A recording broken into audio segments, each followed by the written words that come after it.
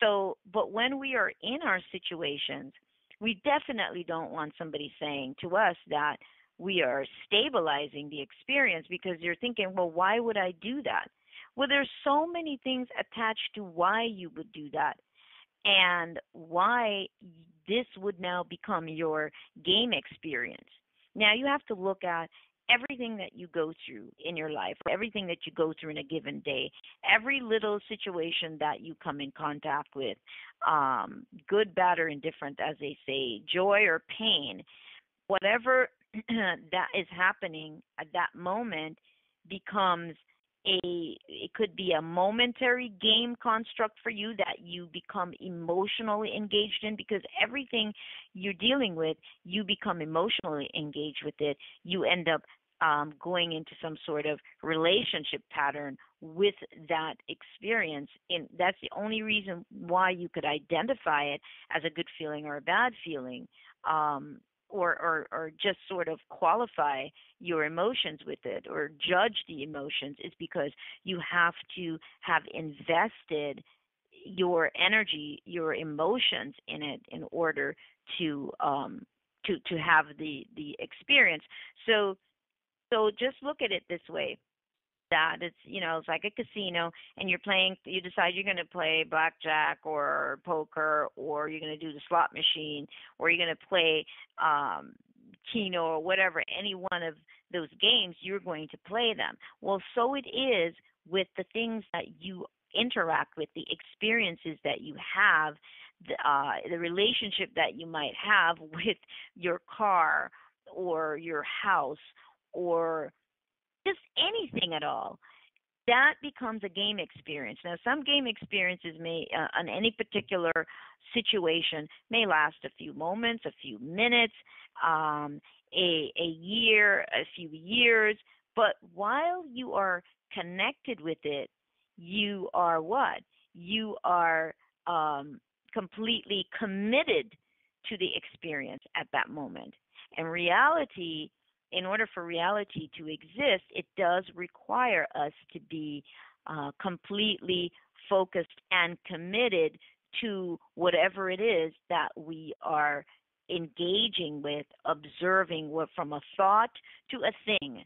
We have to have some sort of commitment or in order to engage with it. And that commitment means that there has to be some sort of energetic exchange in order to it's a sort of a transmitting and receiving kind of deal going on in order to have an experience and an outcome from the experience. Something happens from the experience, and that's what it is. So you add two things together, equals whatever it is. A plus B equals C. That's basically what's going on. And you might not care for the C, the outcome, and you might care for the outcome. Either way, something is coming from it. So we have to have these game experiences in our day. We have them because if we didn't have anything that we were experiencing or interacting with, then what would happen? Would we even be here? Would we be doing anything? Would we exist in this concept of reality? So you see why you have this from the most minute experience, and that's the reason why I didn't plan on going into this part, but since it's sort of coming to my mind, this is something that I've talked about also in I think Art of Alchemy, the older workshops, where you understand why at the end of the day, when you lay down in your bed, you a lot of times you calculate your winnings, you calculate your losses for the day. You think, or even when you're just sitting back relaxing, you're processing your winnings and your losses for the day, what happened in the day.